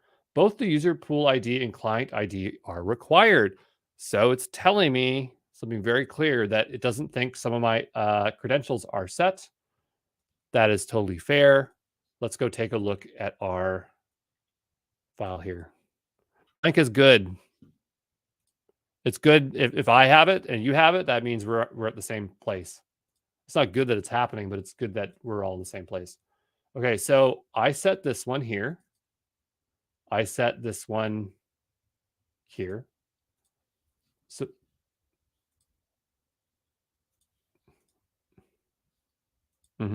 So what I'm going to do to debug this now, it's probably just the code if we double check it, but let's just use our good debugging skills. We're going to go roundabout way to do this, okay? It's probably not as hard as this. So what I'm going to do is I'm going to open up the containers tab and I'm going to right click on the front end app. I'm going to attach to shell and we're going to shell in and I want to check what environment variables are set. So I'm going to type in env. We're going to take a look at what we have. So this one's set, CA Central. This one's set. This one's set. 1, 2, 3. 1, 2, 3, 4. Well, that one's there. That's good. They're all set. Good. So that's the first thing we confirmed, that they're in the environment. They're not just not there. The next thing we need to check is, did we get any of the naming incorrect? And people were saying to me early on, they're like, Andrew, this and that, you might have got something wrong. And I couldn't tell. Said you missed an NVAR, is what Jeff says. I believe you that something's missing. I just can't see where it is. So let's take a look here. We have, hold on here. I'm sure Baco's also carefully watching here too to see what I got wrong. So we have this React App AWS project backend or project region. I'm just going to double click and make sure that, whoops. Oh, for fuck's sakes. Undo. It pasted something weird in there, right? Edit, undo. There we go. I'm going to just, mine doesn't come up healthy, so cannot shell in. Maybe there's a typo. There's something wrong. So I'm going to copy this. Just so I'm not crazy, I'm going to paste each of these in. Also, why is these lowercase and this one's uppercase?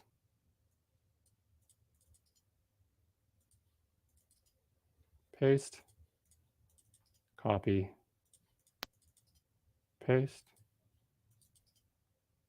Copy. I'm seeing callouts for Cognito identity pool ID, and then also folks are asking about the auth region is missing. I don't think the identity pool matters because we didn't set up an identity pool. That's what I was thinking. Yeah. The next one is, what is it? It's in that app file. What, this one? For the auth. Yeah. I think line 30 in the app one. React App Client? Let me see. No, go to. Oh, down here. Yeah, that one. Oh, I didn't even notice all these. Oh, okay. That makes sense. All right, so, okay, because people kept on saying 30 and 31, and I was staring at this over here the entire time. Even earlier on, people were telling me, and I was like, what are they talking about? 31's this. Okay. Let me carefully read here. So user pool ID, React App AWS user pool IDs. This is the same as that one. Oh, there's this one. React App AWS user pools web client ID. So why isn't this one the same as this one? Probably should be, right? Okay. Baco's like, yes. All right, we'll paste that in there. We'll say that's a trap. Definitely not a mistake on my part. Okay. No mistakes here. Okay.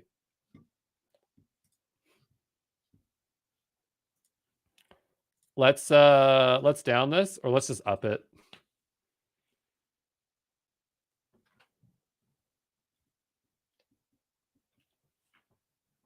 $29 should be React app AWS region. You got to tell me what file. This one here? I think it's right, isn't it?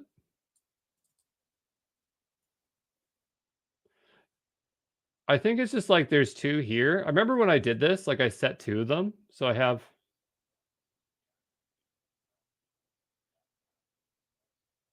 Where? Oh, here. Yeah, this one's wrong too.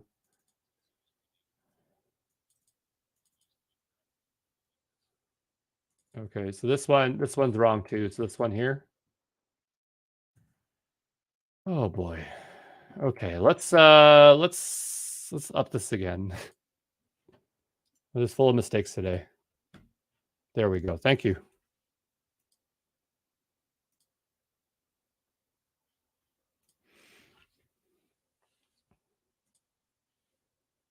This time we'll get it. Did I up it too many times? It seems like it's really upset. I'm gonna down it. Docker can't handle how much I keep saying up. We'll try this again here. 30 minutes remaining here. We almost did something. That's like the real cloud experience. Like 2 hours and it's like almost might have done something.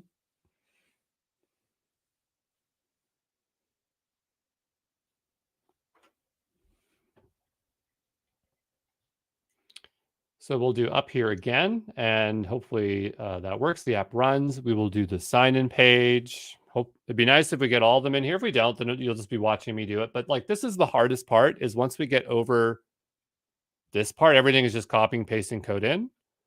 Another trickier part will be doing the backend authentication.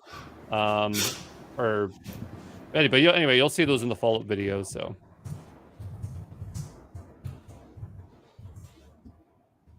I'm laughing at the plus 55s coming in. People don't even like wait anymore. They just start putting the numbers in. I can make the number whatever I want, so you can say what you want. It's like people's like way of saying like, hurry up, Andrew. We're already ahead of you. Oh, there's a heart, so Great. It's all right, love. So I did up. It's loading. That is great. Certain things are not showing. Is this really dark on your screen as well for everyone here? Like, is it really hard to see the UI? Because when I designed it, it doesn't look like this on my Mac, but on my Windows, it's just like I can't see anything. So, and then I saw like one of our boot campers and their colors were a lot better. And I'm just like, did they modify their colors or do they have like a different? I did see some chatter about it being too dark. It is too dark for me as well. And I did see a chatter where, yeah, they went in and tweaked the CSS. So, yep. But the thing was like when I designed it, it didn't look like this. And it was only until I brought on my Windows machine, because like Windows is at a different frequency or whatever, or display. And so when I look at this, I go, why is this so hard to look at? Yeah. So, because I'm pretty sure if we go to like here. Oh, Baco's saying it's my Retina display. So apparently what we'll have to do is come back and tweak this because it's kind of driving me crazy. But anyway, it wasn't supposed to look like that. But if any boot camper has some UI changes and they want to submit them to me, I'll take them. As long as you give me screenshots first. Looks perfect on my Mac. That's what I thought too, right? The problem is just go get a Mac, right? It works on my machine. Yeah. So anyway, what we're going to do is do the sign-in page. And so we will go over back to our code here, and here's the sign-in page. So we will go to pages, sign in, and we will replace our cookies. with this. And we will go back over here. We don't need this because I replaced it with this, which is a lot nicer. So we're here, we have our on submit. So I'm going to grab this here. And what I'm going to do is I'm just going to paste it below for a second, because I just want to grab this set errors, put this in here instead. We'll take out the old one. Okay, so that's one thing we need replaced. I think the rest is already in place. If I go down here, EL errors is there, errors. Okay, great. So to our boot campers plus 65, plus 65, if you have this code in place, you replace set errors.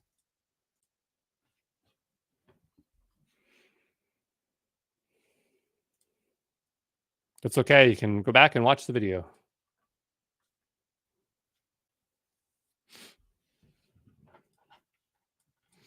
I feel like when I'm not on live stream, I'm doing other videos. I'm just like going like I mean, I don't feel like I'm going fast, but I'll be like going like this. And I just like wonder if people like go and they go like times 0.25 in the videos, but it's because like after the stream, I have to get it done same day. Right. So I'm just like, all right, let's get it done. But I realize that it's a little bit fast and I apologize, but I also realize that you can do 0.25 slow down. So okay, so in this here, we have an on submit. It's going to set the errors to blank so that we don't see errors. Prevent default makes it so that it doesn't actually submit the form, so that it's going to execute this code. We do the auth sign in, so we pass in username and password. Now we are using the email to authenticate, but the way their API is written, even when it's email, it's still called username, and it's so darn confusing. So just understand that username is actually email. And in fact, here, I think I updated it. So we need to change this to email. Otherwise, I don't think it's going to work. Originally, I called it username and it was confusing. So change that to email. It's not actually username. But when you look up the API, they call it username, even in the case of username or email. Sorry. So then here, what happens is that we get an access token. So it returns the user. From here, we get an access token. We're storing that access token in local storage. There are multiple articles about safely storing JWTs. I didn't see it in Ashish's video talking deeply about JWTs, but like there is a lot of conflicting advice on how to safely store JWTs.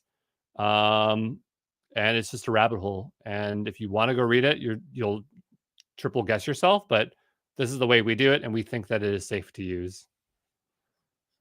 Okay.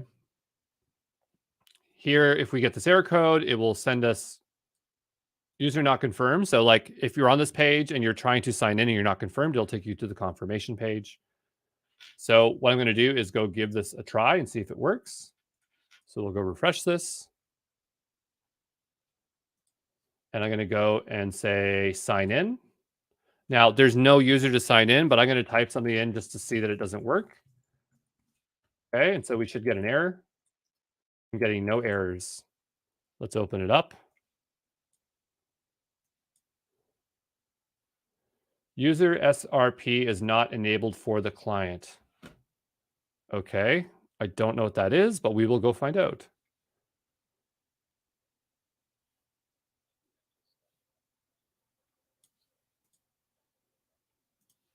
Okay, Baker thinks that I selected the wrong type when creating. Let's go find out. Go to users here, nothing here, groups, nothing here, sign-in experience. I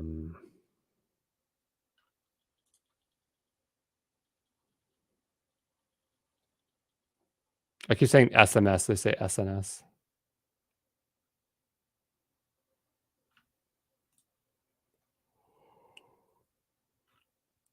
Good question. What is this error? But where's it set? Go under app client. Where's that? App integration, you mean? Oh, maybe go into the client. Baco's helping us right now. I'm talking to my ear right now.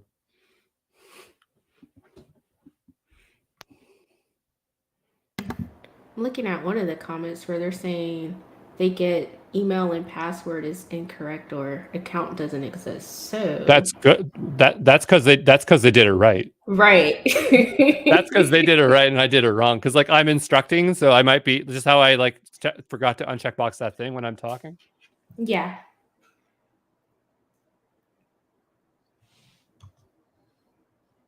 Yeah. So Baco was saying when I was explaining all the options, I selected other as opposed to the right one, and so now I'm all mucked up. So what I have to do is I have to recreate my user pool. So I'm just going to go here. Now, does anyone else have this error as me, like the same as me, or are they all getting, if you're getting this, email password is incorrect, that's the error that you should be getting. If you're getting that error, that is good. If you're getting this error, user SRP auth, you have to recreate your pool along with me. Okay, so this is good. Email and password isn't correct. That's what I want you to have. If you have user SRP auth, that's bad. That means that you followed exactly what I did, which was wrong. Apparently following exactly what I do isn't even a good idea either.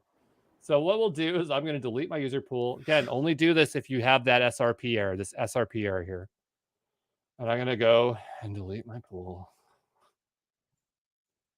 Hope it lets me name the pool the same way. Sometimes when you create an AWS resource, they don't let you rename it the same right away.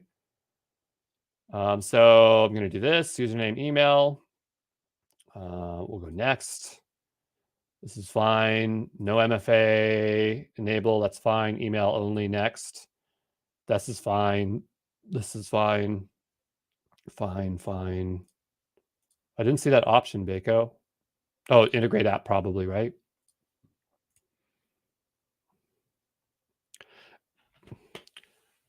Okay. And by the way, you know what, in my app, I'm pretty sure I use this too. So if you need this later on, you might have to recreate your pool for this preferred username. So I apologize to all the boot campers who have to go back and create their pool, but you might have to go back and create your pool to add this field here, the preferred username. Okay. Because then I'm thinking about it, I'm almost certain that we use that in our app. But anyway, don't worry about that right now. Worry about it when it's a problem for you, okay? We'll go next. I'm going to do send with Cognito. We'll go next. I called my CRUDder user pool. I'll do it below. This is where I messed up. I did this. I was supposed to stay as this. I even told everyone to do this, and I didn't do it myself. We don't need client secret. We'll go next.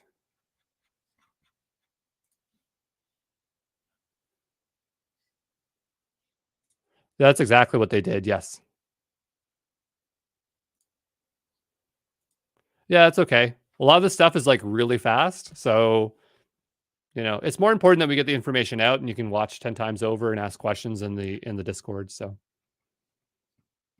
I'm going to go back here, and what I'm going to do is fix my problem. So this has been changed for me. So this will go here. Remember, after this, there is office hours, or not office hours, but after class. After class is where we do a 30-minute to 40-minute Q&A that's in the stage, in the Discord, after here at 2 p.m. And then after that, I get to come back here and do more videos by myself. Hooray. Okay, I'm going to make sure I pasted that in correctly. Just going to paste that in. The client ID would have changed. I'll go back here. And Baco was saying I probably didn't have to delete everything, but I couldn't figure out a better way to do it. So I just did it the old way. I do that too sometimes. A lot of times. Yeah. All the time for me. Dude, especially if it's stuff like that, or if it's definitely messing around with like get repost, I just blow it away and like repull. Probably can do restart, but I think up does the same thing, no? I mean, maybe it doesn't. Maybe restart just reloads environment variables. I don't know, but there's options like there's down, there's up, I'm covering our screen right now. There's I can bump it up here for a second. Well, I'm bumping up the wrong screen. But like here, there's I right click, there's restart up and down. I don't know what restart exactly does, and that's why I just keep doing up because I trust it. Like that thing is like, something works here. Not authorized exception, incorrect username or password. That's a good error to have. That's the error you want to have. Though I'm surprised it doesn't say email. So I wonder if you might have missed the checkbox earlier on. But we'll find out what I get. So we'll see here in a moment.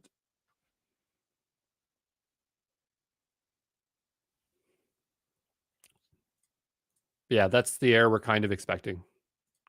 Getting a CORS error, just go away, CORS errors. I don't want to see another CORS error. There's like a lot of, like sometimes there's a lot of reasons for CORS errors. Sometimes it's not a CORS error. You have to really check the network status to know. So yeah, it's not always certain as to why it's happening. So the app is running again. I'm gonna go back here, refresh. I should use this purple for the background on the left-hand sides to make it more clear. Let's try this and see if we get the right error.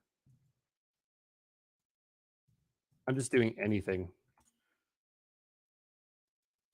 Okay, great. Pending sign up in attempt already in progress. Pending sign in attempt. Oh, because I clicked it too many times. Actually, I didn't know that it would do that. Incorrect username or password, so that is good. I'm getting the correct error, but what I wanted to see here was that error displayed here. So maybe I just clicked too fast. Okay. Okay, it's showing it to me here, but I want to see it here. That's okay. So probably what happened is I matched the name here and it doesn't match one-to-one. So let's go take a look at the code and see why. Again, this is my 5th time doing this, and I still have trouble every time. That's just the cloud. You have to work through things. So the error handling here was the error code. And this one here is error not authorized.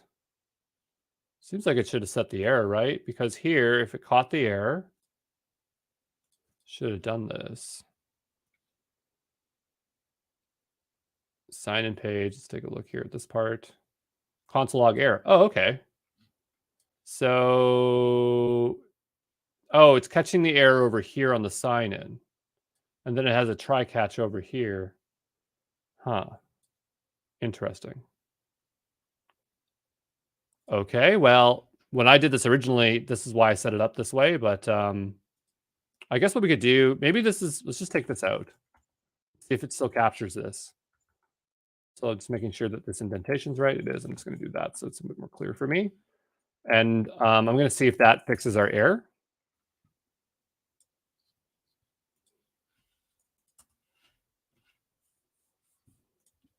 Oh, we all need some afterclass hours here. Okay, let's try this here.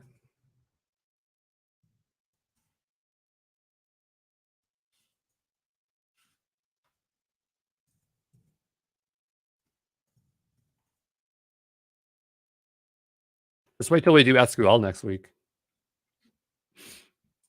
It's going to be fun. Okay, so what happened to my inspect page here? It's still not showing me the error like I had it before. Okay, so it's still throwing it.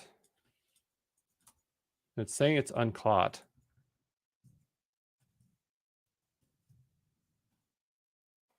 Okay, that's fine. Because I have this try and it catches it here. So it should catch it. I'm also seeing the question, didn't go a compose up and down. So I guess I just do Docker compose up. Because it will do it down if you do it up on an already down like an environment. You don't have to down and then up, and it takes forever, right?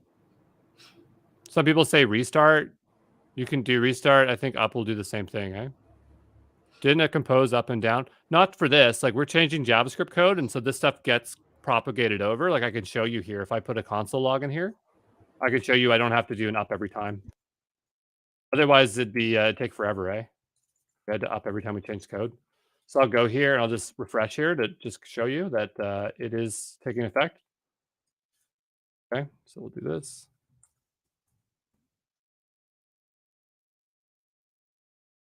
See on submit here. So we don't need to do an up every single time. Yeah, again, well, that's a different problem. It's because you probably didn't update. I had the word username. We replaced that with email because it was old code. It's it's because of that reason there. Anyway, so I'm just kind of surprised my error is not showing up correctly, but that's okay. What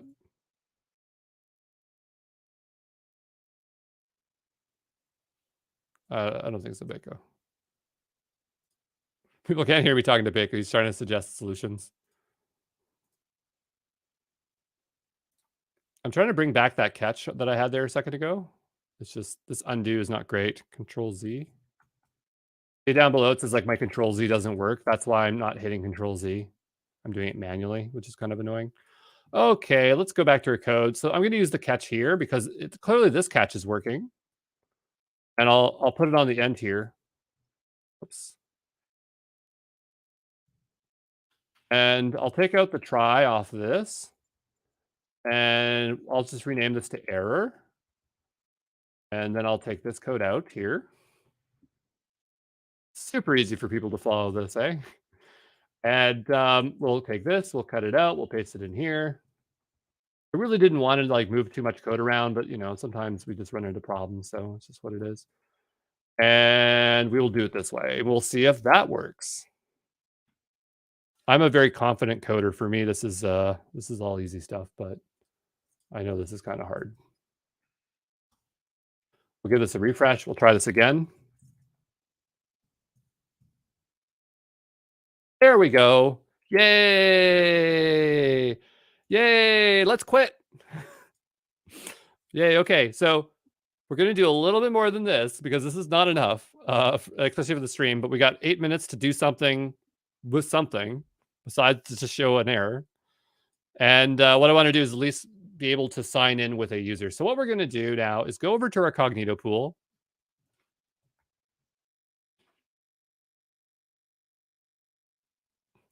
We're like so impressed we got an error. That's what the cloud is like. He'll do like things. It's like the smallest thing. You'll be so excited because it took forever. But the advantage is it just scales. It scales forever. So it is worth it, right? If you can get it to work. What I want you to do is go into your user pool. By the way, if you're able to follow along and somehow make it through this stuff, can you give me a plus 200? Yeah, plus 200 if you're here on the same page as me, ready to put a user into your user pool, plus 200. If you are lost, give me a plus 2 or a minus 200. If you are totally lost and gone, and you'll have to watch this video 10 times over, give me a negative 200. Plus 200 if you are in the right place here. Well, Nick's like already done everything, eh? We got plus Keith, 200. yeah, like a minus. Keith, you got to come to after class. Okay. All right. Okay, great. Anyway, we're going to create a user manually. We're going to put an email in. So username. So username will be Andrew Brown. Email address will be andrew@exampro.co. I'm going to set a password. I'm going to make it testing123.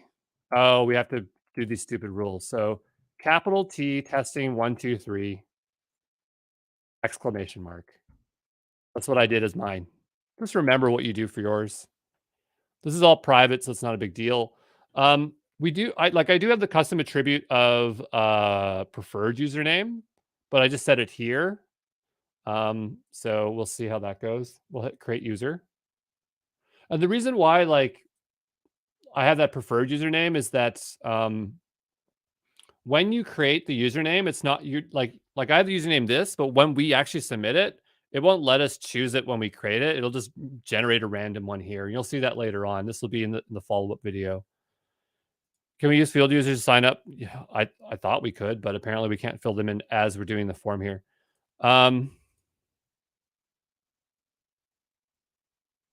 Yeah, and we'll implement the sign up in a follow-up video here. But anyway, so I've created the user here, force change password, I guess, for confirmation. I'm going to confirm the user for now because right now I don't want to have to worry about the confirmation page. So there's some way we can confirm this person manually. I know we can do it. Confirm account. Why can't I confirm it?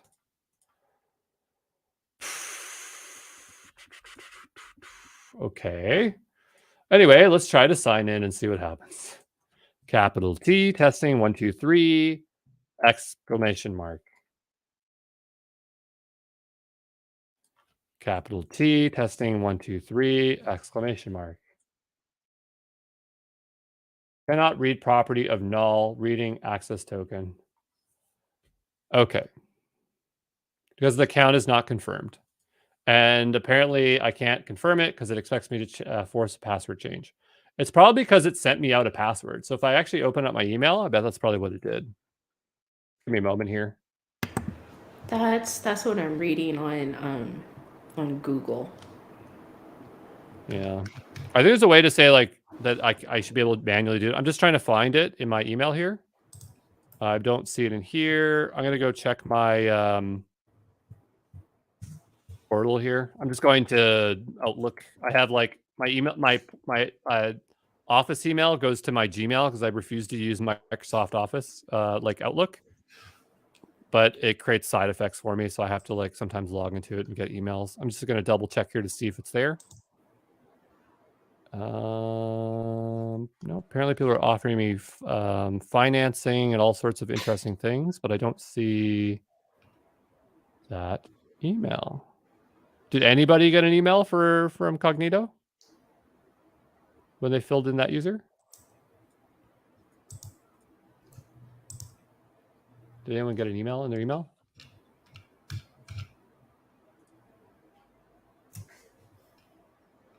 Yeah, I remember when I created this, I created the pool using the CLI. I just don't know where that command went. I remember this being so much easier with that. You know what? I'm not seeing an email. It says this email is verified. Force change password confirmation status. Okay, well, I guess I'm gonna have to do follow-up videos.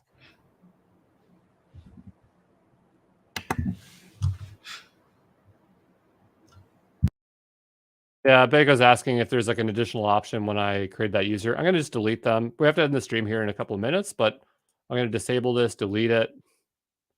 We'll create a new user here. Who's asking if there's like an additional option to say like, hey, is there an option to say you have to confirm it? And I don't see it there. When I did this to the AWS CLI, or maybe I did it through the Cognito pool, I can't remember. Or like through CloudFormation, so AWS CLI, Cognito user group. So, the person who got the correct error message the first time also has an email. Should I even be teaching this class? Good job, by the way. Okay. So Baco's telling me in the old UI, there's actually a checkbox that says whether you can send an invitation and stuff like that. So the thing is that this is where I find, and maybe we just have to go to the old console to solve this, even though they say this experience is going away, but often AWS tries to re-implement the UI and they don't carry over all the features or it's implemented differently. So it's totally possible we could switch to the old experience, which I can't find the option to do so right now. Back over here. And it might resolve it. And that's something that I don't like about AWS's user experience is sometimes they do that. If we go to user groups here, yeah, I'm getting a 1-minute call here. So we are out of time. Thank you everyone for joining today. Have fun watching the follow-up videos. Clearly, this is going to be a grind of a week, but it'll be definitely worth it because there's a lot more to do in this. Like we're just doing Cognito alone, but there's still a lot with it. I hope that it was fun at this point, but I'm going to go commit my work here. I will continue on, but right now we have to make our way over to the Discord, do after hours or after class. And I'll be back here making videos until 11 p.m. Thank you all. We will see you soon. We'll like to thank our guest instructor today, which is me, and Shala, who is always here, our student advocate. See you soon. Ciao.